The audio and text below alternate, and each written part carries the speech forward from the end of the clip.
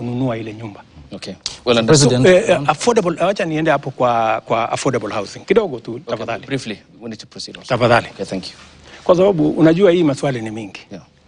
Watu wengi wanasema lakini bwana hii sasa hata kama ni 900 si nitachukua miaka 60 ndio niweze kununua nyumba.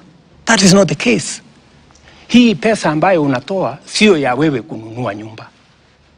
Pale tukishajenga manyumba ya kutosha ambaye wewe unaweza kugharimu kwa ile mshahara yako, uko na tunajenga nyumba ya 2500, 4600, 8000. Ile the most expensive house tunajenga ni karibu 12,000, 3 bedroom house. So tunasema hivi, ile pesa ambayo tunaweka pamoja ni kutupatia uwezo ya kuleverage kwa hiyo pesa. Kama ni bilioni 5 tunaweza kuitengeneza kiuchumi iwe mara 5 mara 7 tuweze kuitumia kujenga manyumba. Hii manyumba itatusaidia kwa wale wanaishi katika vitongoji na hata wale wengine wote ambao wanalipa rent. Badala ya kulipa rent, wewe utaingia kwa nyumba ambayo badala ya kulipa rent utalipa mortgage. Okay, Mr. President. Unaelewana? Yep. Wacha nimalizie tu kidogo. Okay. Huyu jamaa anasema sasa mimi nalipa rent saa hii ya 1500 na nakatwa 900. Itakuwaje?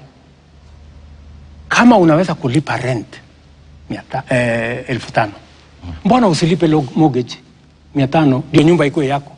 Iko dhambi gani? Na katika hiyo harakati, number 1, umesaidia nchi yako. Umesaidia wale jamaa hawana kazi lakini wanatusaidia kulipa ushuru, ndio mshahara yetu. Mimi kama rais, na wewe kama daktari, na wewe kama mwalimu, na wewe kama mjumbe, na wewe kama MCA ilipwe.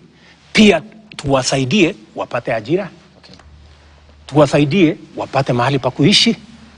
Na jambo la 3, tuhakikisha kwamba mashamba yetu ambayo kwa sasa yanakatwa ili wananchi waishi, we start to consolidate our position kama townships.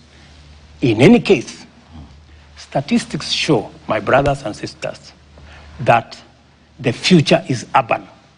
By 2050, 68% of people will be living in towns. So we have a choice. Are they coming to live in slums when they come to, because they will come?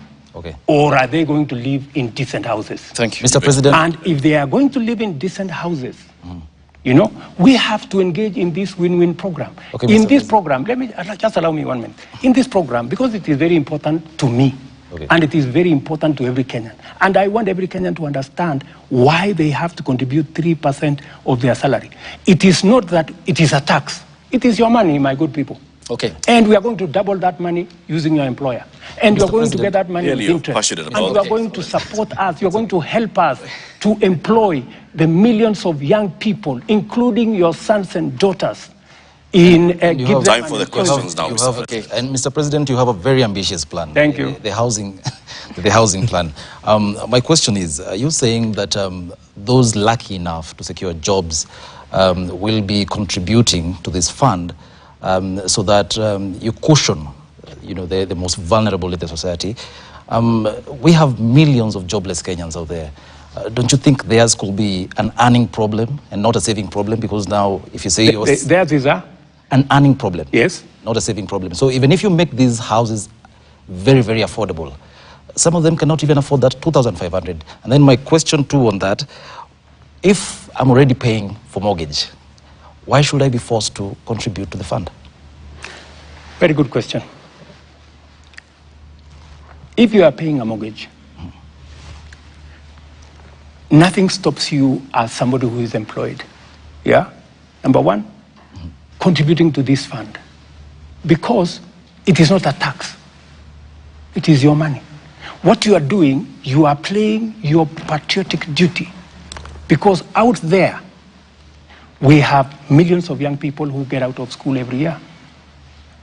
It is our responsibility, me and you. Why is it our responsibility? Because they are the taxpayers that end up paying our salaries, right? And it is our duty also to see how we can help them in a small way. And you have said correctly that their problem is employment. Precisely. That's why I'm saying these 5 million characters, our children, getting out of school. Don't you think it is a decent thing? Don't you think it is the right thing to participate in an exercise that helps our country, our young people, instead of engaging in crime, in abuse of drugs, to be part, to get a job? By the way, in the last 8 months, 8 months, I have launched the construction of 36,000 housing units in Kenya. Yeah? I went to Homa Bay. Last Friday, I was in South B here at the Bellevue, where they are building, I think, 2,000-something houses. I will be going to Makongeni, hopefully in the next maybe 3-4 weeks or 1 month, to launch another 30,000 houses. The 36,000 units, there are close to 100,000 young people today working in those sites. Engineers, quantity surveyors, plumbers, electricians, carpenters, masons, all manner of people, including the women who sell food. Okay. It is a whole ecosystem. I was very amazed in South B. A group of women were saying, sisi tunaitwa protein. Sisi ndio tutakuwa tunauza chakula hapa.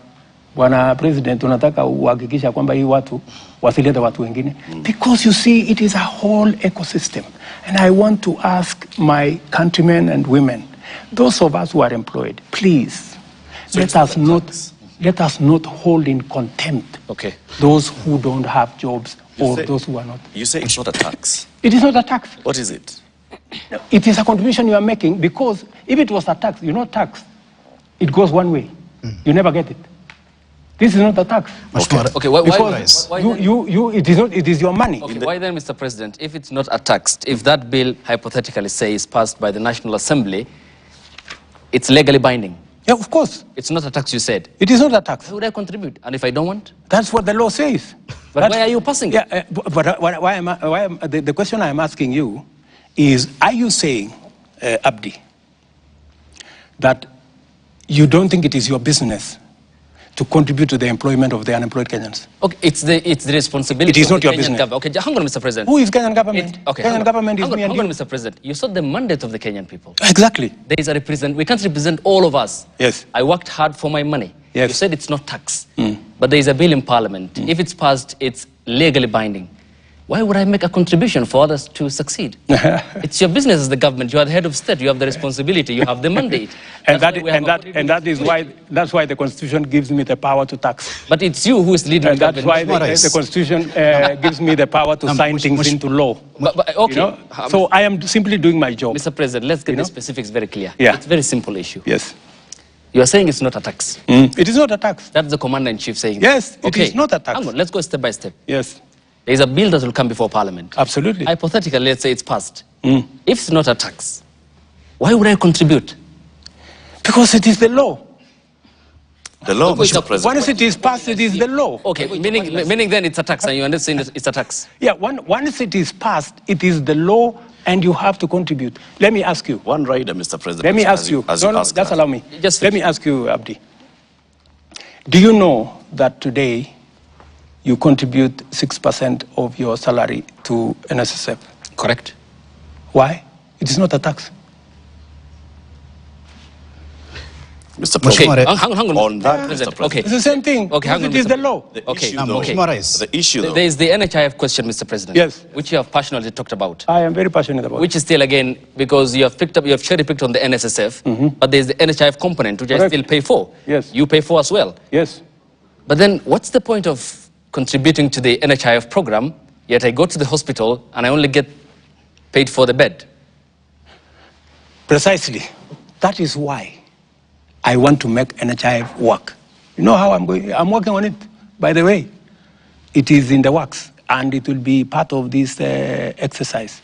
What I have done on NHIF, and I have a good history, long history with NHIF.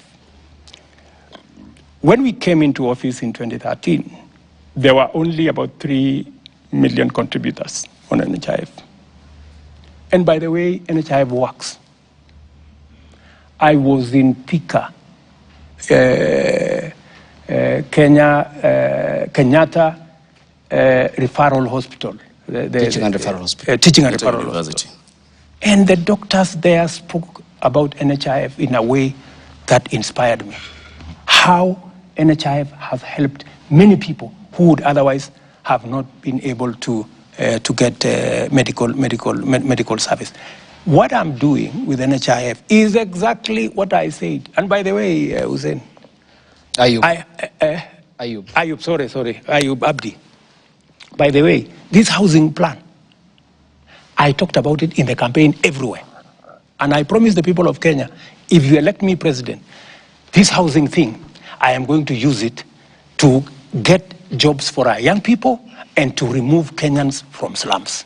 So it is not something that I arrived in office and I started. If you read the manifesto of Kenya Kwanza, it is a big chapter.